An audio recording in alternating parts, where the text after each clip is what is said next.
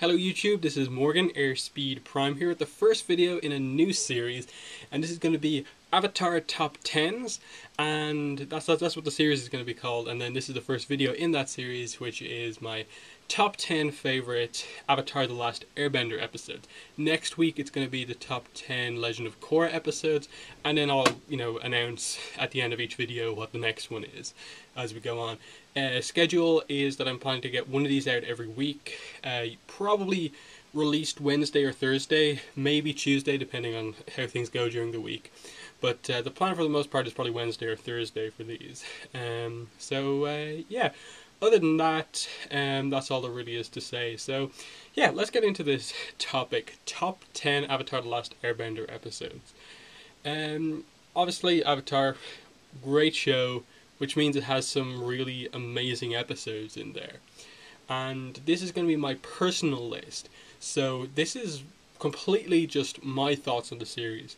This is not me trying to make a list that I think is the general consensus of the fandom, that, okay, a lot of people tend to like this episode, so I'll put it on my list. No, that I probably have some episodes on my list that people probably wouldn't consider to be in the top 10 in general. And we'll see as we go along. So let's get started with number 10. Okay, so as you can see there, my number 10 episode is 303, The Painted Lady, episode 3 of book 3, Fire. This is probably on my whole top 10 list the episode that probably will surprise you guys the most in terms of like, wow, that's on your list. Because from what I've seen in the fandom, this is probably treated as one of the lower ranked episodes in the entire series by a lot of people. Some people would probably even say this is the worst episode. But I put it as my number 10 on my list because it does a lot of things that I really like. One, it's part of that really interesting early part of book 3 where they're just traveling around the Fire Nation and they're learning a lot about the Fire Nation, learning who their enemy really is. It's not the normal people of the Fire Nation, it's the military. And you see that very clearly in this episode, that they come to this town on the Jiangui River, and it's a Fire Nation town. But they're suffering just as much from the Fire Nation as people who are from the other nations. So you see the way the Fire Nation treat even some of their own villages. It's got this kind of underlying theme of environmental issues with the pollution of the river caused by the Fire Nation factory. Plus, this really interesting spiritual side of the episode with the Painted Lady herself, and it being this kind of the spirit that watches over this river and thus this town, and Katara wanting to help these people and kind of taking on the role of that spirit. And what I think the prime reason why I place this as number 10 is because it is such a strong Katara episode. Yes, there are stronger episodes with Katara in them that I'll mention later on in this video. But this one is just really strong because it has that line that's extremely character defining for Katara, and that is, I will never ever turn my back on people who need me. And the fact that she says that to Sokka, who's kind of been disagreeing with her basically the whole episode about helping people. And yes, she is putting these people ahead of the overall goal of the group, but it's one of those things where she's correct, because where would Team Avatar be if they didn't help the people that they met along the way? When we get to the invasion, who is it that comes to help them in the invasion? It's a lot of the people they've met along the way, and so just as good as part of the mission of Team Avatar is to defeat the Fire Lord, it's also part of their mission to just help people along the way, and that gets across how kind of good this team actually is. And so that kind of brother-sister dynamic in this episode is really good. And Katara also learns just that as much as she's helping people, she's kind of doing this kind of bad thing for them, and that she's making them believe that the spirit is always going to fix all of the problems when they need to more help them to help themselves, which ultimately is what happens towards the end of the episode. And you've got that really cool sequence where they kind of put on the show for the Fire Nation people, making it seem like there's an actual spirit there. It's a really strong episode. Final thing to mention is the appearance of the actual Painted Lady. Really cool. Wasn't expecting it in the entire episode. So for her to just come up to Katara at the end and just thank her was a really cool moment, because spirits from what we've seen in the entire universe about spirits, they tend to not really care about humans at all. When they speak to them as if they're above them.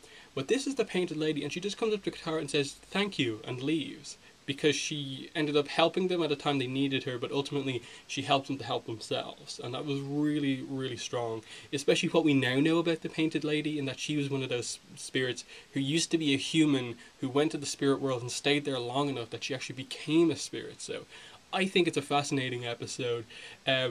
It's at number 10 rather than higher for a reason, in that there are better episodes, but I think it's a solid 10th place on my list. So let's go onwards to number 9. So yeah, as you can see, number 9 is The Blind Bandit, 206, episode 6 of book 2, Earth. A really strong Toph episode, and why I've had it at number 9 on my list and why it's in my top 10 is because it's probably one of the best character introduction episodes I've ever seen in kind of any show. In terms of, we saw a vision of Toph in a previous episode, but this is the episode where we meet her for the first time.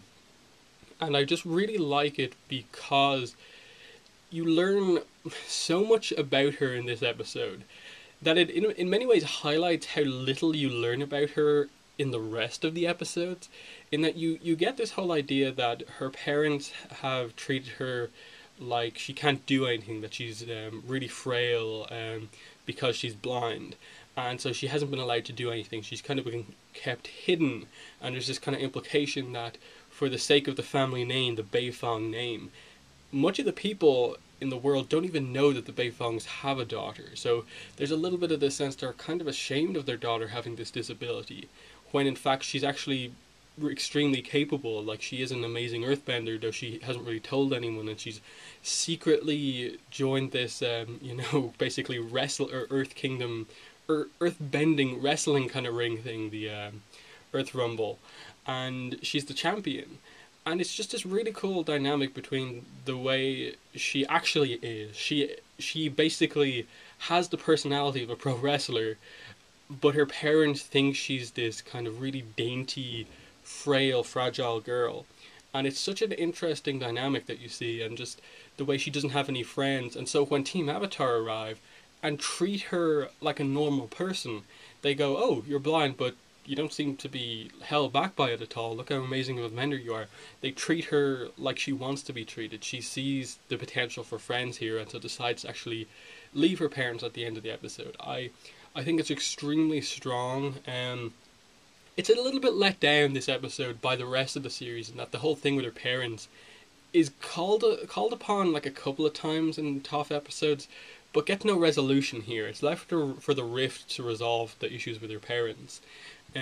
Which is fine, but great setup in this episode, specifically with the whole friendship and the Aang Toph dynamic, and her going to be Aang's earthbending teacher. I think it's really strong, and as a wrestling fan as well, I really appreciate all those references with all of the characters. Like the boulder is clearly a reference to The Rock, and then the boulder is voiced by Mick Foley, who's a really famous wrestler. So there's just some great stuff with 206, The Blind Bandit, which makes it my number 9. But let's go on to number 8. 8th place is The Storm, episode 112, episode 12 of book 1, Water. This is an amazing backstory episode. We get it 12 episodes into the series, and it's really important getting Zuko and Aang's backstory. But what I also like about the episode is how the episode structures telling you these stories, in that it is 2 separate stories. Iroh telling the rest of the crew on Zuko's ship the story, and then Aang telling his own story to Katara. It's really interesting the way that basically it's happening at the exact same time, like in universe, like they're just in different spots telling each other the same story, while this storm is coming in. And then you gradually see the events that the two people are happening to them kind of come together, and so they have that encounter towards the end of the episode where they see each other in the storm. But it's just a really strong episode because you get the full details on why Zuko kind of is the way he is, with the whole Agni Kai speaking up at the meeting against his father, and how like, he didn't really do anything bad. Sure, he spoke out of turn, but he was correct. He spoke out to protect these kind of young soldiers that were basically being sent into battle to die. And he was correct, but because he happened to speak out against a high-level general, his father treated it as like the ultimate disrespect, and then he also didn't want to fight his father and just ended up getting burned in the process. And you see the setup of the whole Azula Zuko kind of conflict, and you really see, you know, wow, his scar comes from his father giving it to him. It's really incredible. And then with Aang, you have been waiting for why he has been so reluctant to really fully be the Avatar.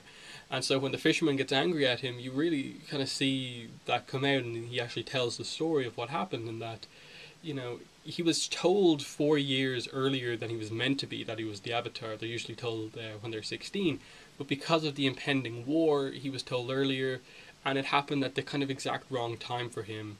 He was focused on having fun, having friends, living a normal life, and he was kind of forced into this role to be the savior of the world. And the way some of the other elder monks, apart from Gyatso, were treating him, they were making these decisions that weren't really helping his, I suppose, childhood growth and stuff like that. And so you have this idea that the monks were going to take him away from Gyatso, and Aang's flaw comes into play here with the fact that he's overly attached to the people he really cares about, and so he kind of runs away, and that explains why he's in ice at the start of the series. I think it's a really great episode that shows you the good side of Zuko, and then he eventually comes out and helps the crew members during the storm, and then the two have that stare down as they kind of Aang on Appa escapes from the storm.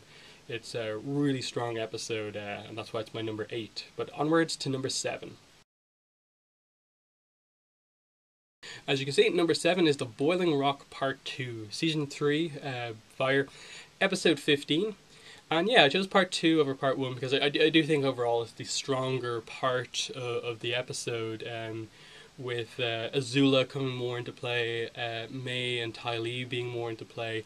I think it does have more of the really strong moments. You have the kind of Sokka Hakoda reunion. You have the Suki kind of the reunion with Suki. You have this amazing escape scene, and then Mai comes in at the end to help Zuko. And then the betrayal of Azula by Mai and Ty Lee is just a really strong moment, and a super important moment for what that does to Azula as a character going forward.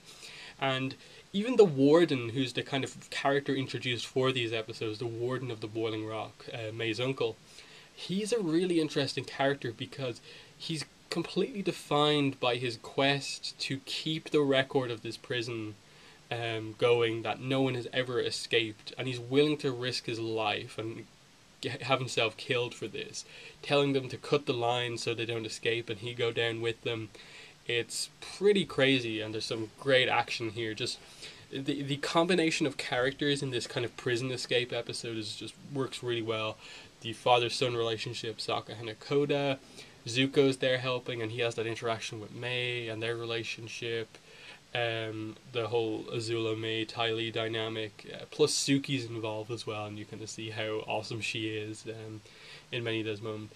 Not to mention Chit Sang, who's a really cool minor character who, you know, you're always asking the question with him, like, he seems like a reasonably nice guy, you know, he's tough, clearly works well in prison, but what did he do to get himself in prison in the first place? He doesn't seem like that untrustworthy or kind of dangerous, so what's his issue? But I think it's a really strong episode, so that's why it's number 7. But yes, onwards to number 6.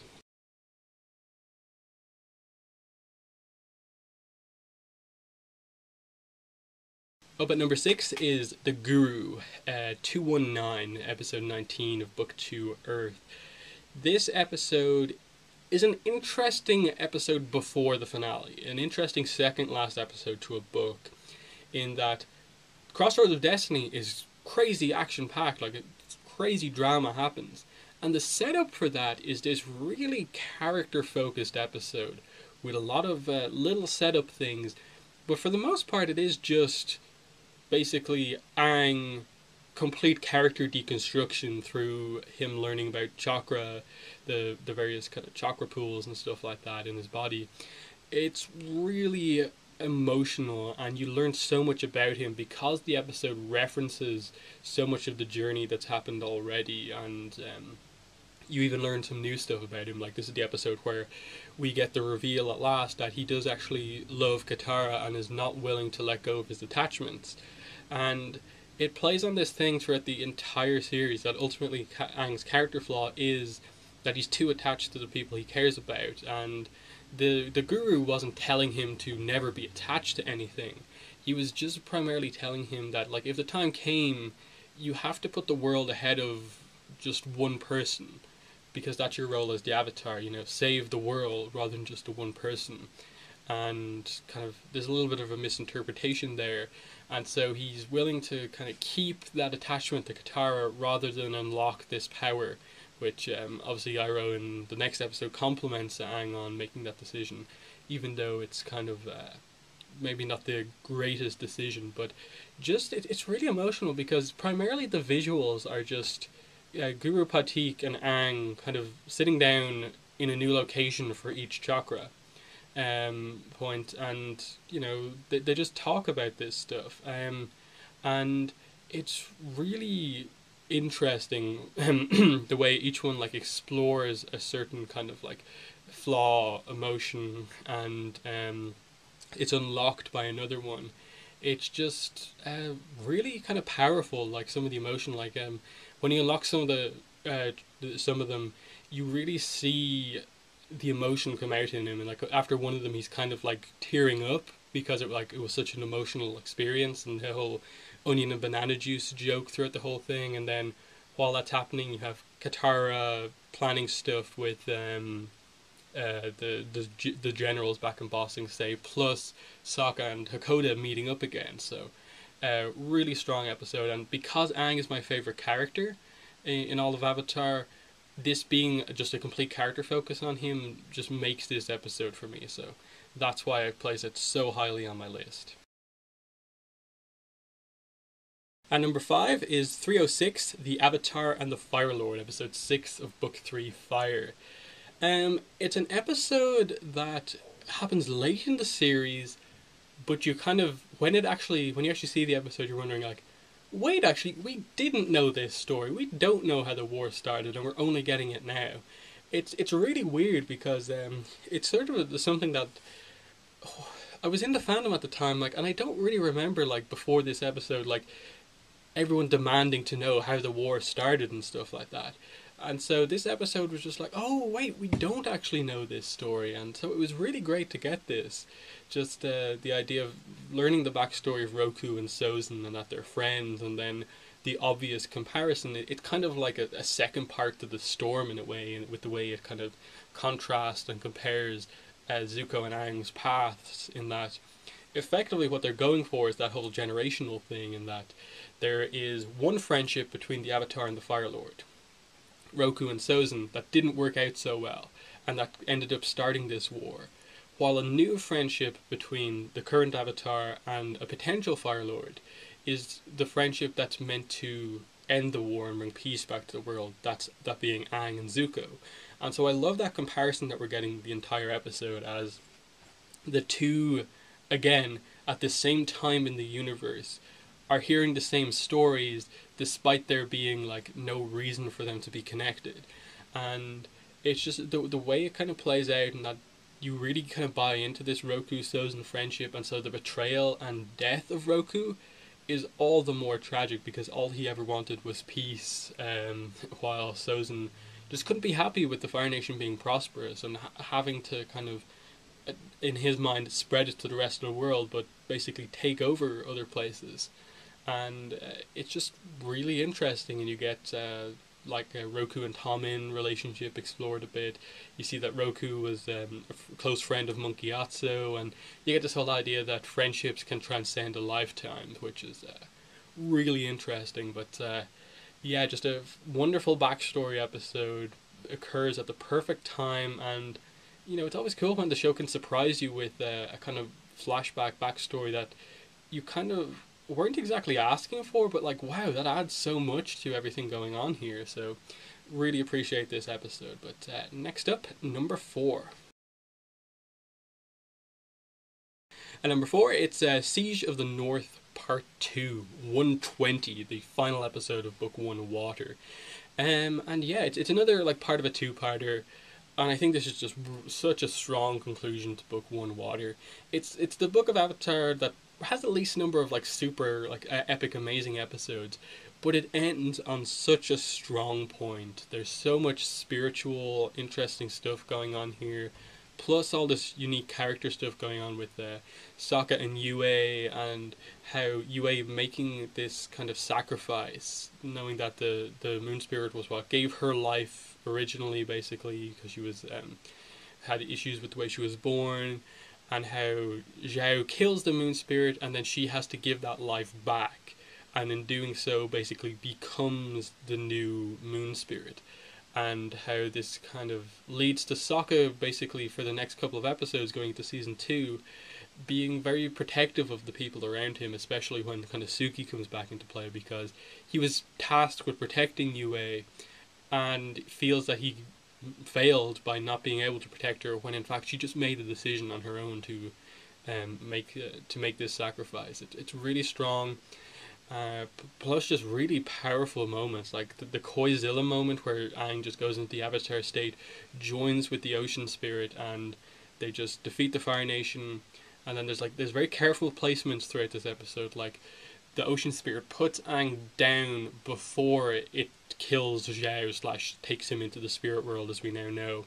And just all of this stuff happening, like Zuko fighting Zhao just before his death, and that moment between the two of them where Zuko, as angry as he's been with Zhao this whole season, isn't willing to let the guy die to a spirit. And Zuko never really wanted to kill him. He just wanted to prove to him that he's better than him, and that Zhao shouldn't be kind of being the way he is to him.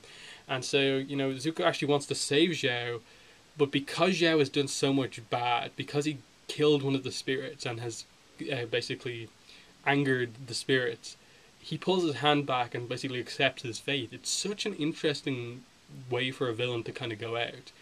So the Siege of the North is just such a strong episode with the way the spirit stuff is done.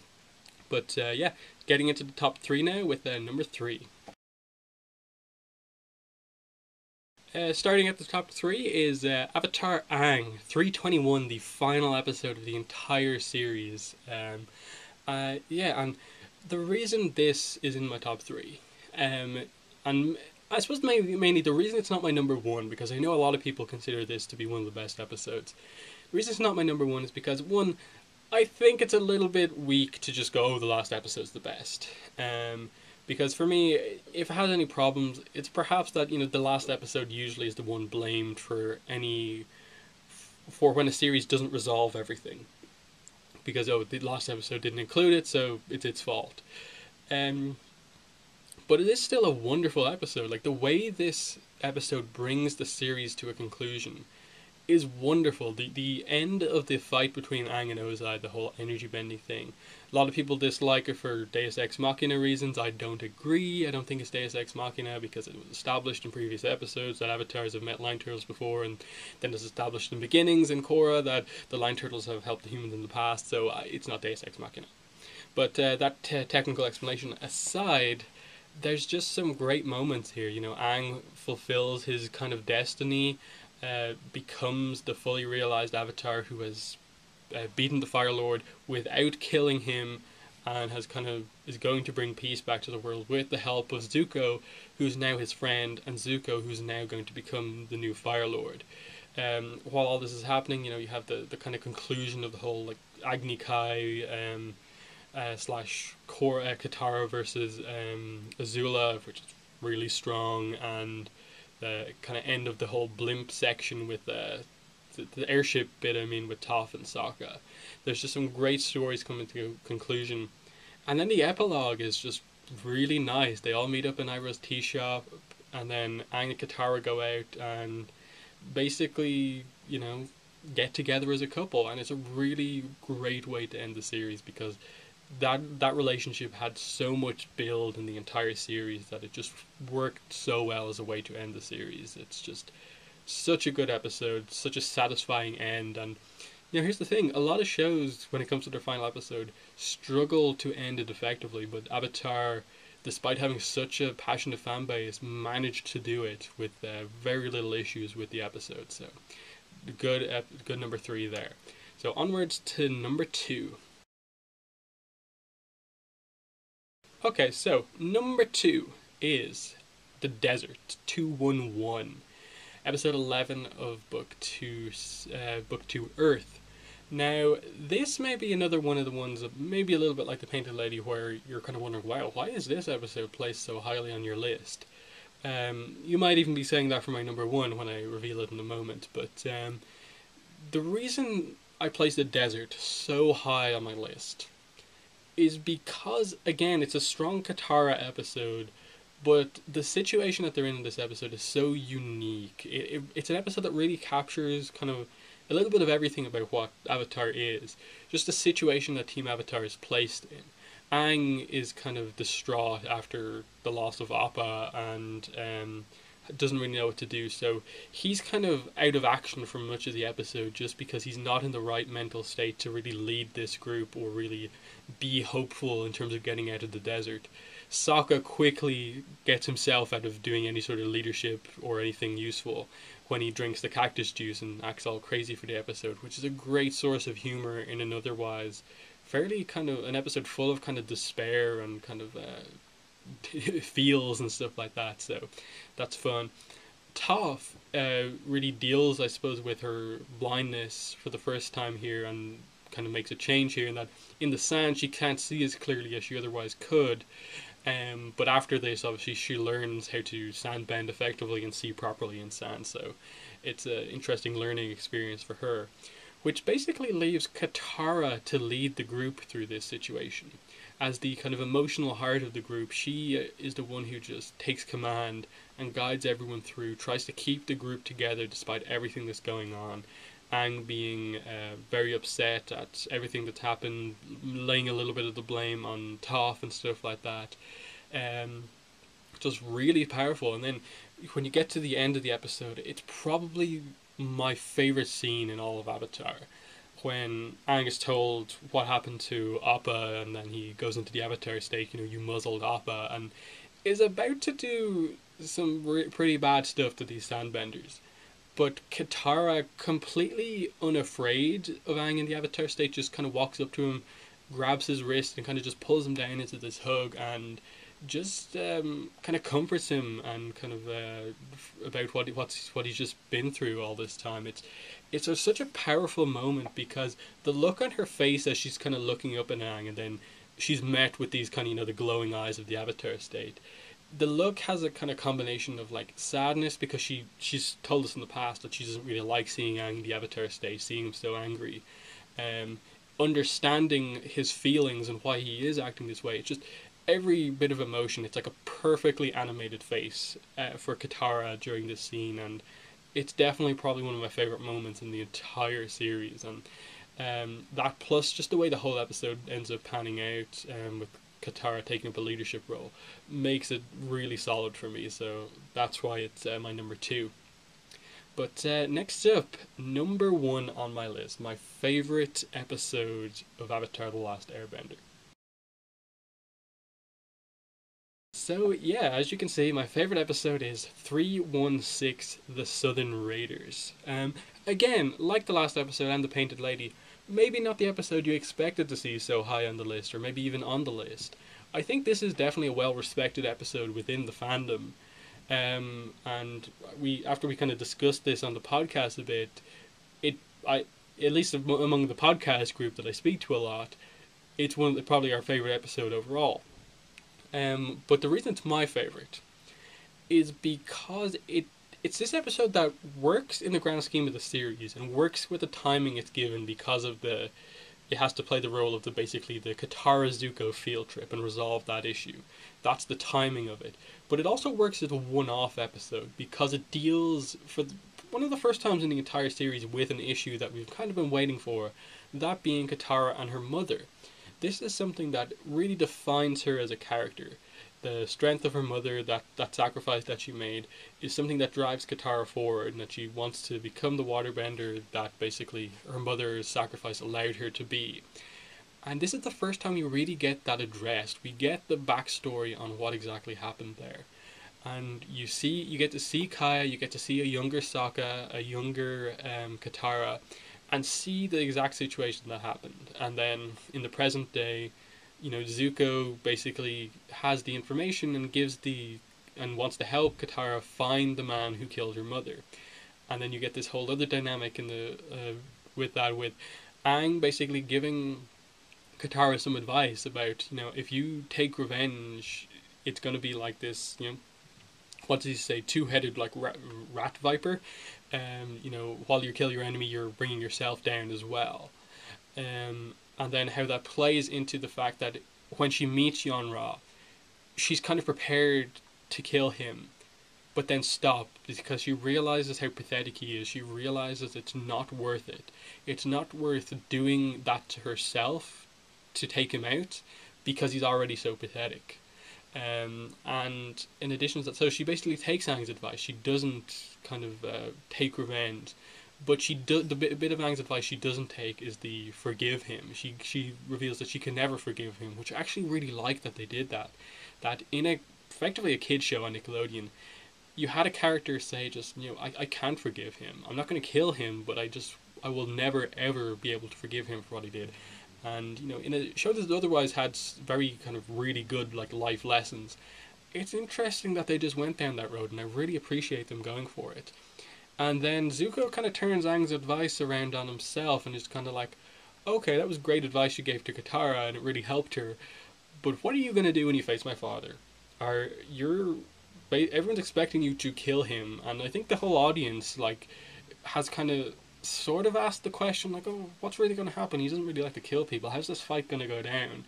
And so for them to actually address it in a big way in the episode is fascinating. That they just completely, it's kind of that armor-piercing question type thing. It's just like, I don't know what to say, because Aang obviously has been ready to fight Ozai back in the invasion.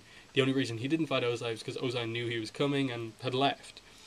What was Aang going to do if that fight had actually taken place? And so he's asked the question here, and it sets up the finale perfectly. So I think it's a wonderful episode for Katara. You have the forgiveness part then come back, in that it's not Yon-Ra she forgives, but she does forgive Zuko, which is really well done, because he really betrayed her back in 220, and it was important that this happened. So the implication is that he cared enough, I suppose, about Katara that he was willing to help her on something that meant so much to her, and she respects him for that.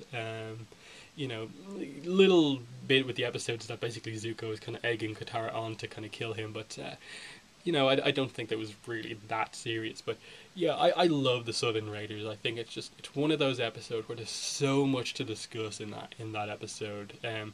Every scene is really interesting and unique. There's just a lot to it, and I haven't even touched on everything in the episode. So love that episode. But yeah, that's my top 10 Avatar: The Last Airbender episodes, and I really want to know what your guys' thoughts are on my list, and definitely put your own list in the comments. I really want to know what you guys' lists are. Do you go for more of the standard list, where it's kind of all the finales at the top, and then you kind of just pick and choose there? Or is it kind of more like mine? Like, I included some of the finales on my list, but for the most part I felt like I gave a good amount of spots on my list to these kind of one-off episodes, kind of like the Desert, like the Southern Raiders, like the Painted Lady. I'm really interested to see what the kind of oddball answers are in other people's lists, so definitely do that, and definitely comment on my own. But as I said at the start of the video, next week we're going to do this basically same type of video, but for Korra, my top 10 Korra episodes. So we'll see you next week for that one. Otherwise, I hope you enjoyed this first video in the top 10 series. Definitely let me know if there's any improvements maybe I should make to the series. But yeah, thanks for watching, and bye.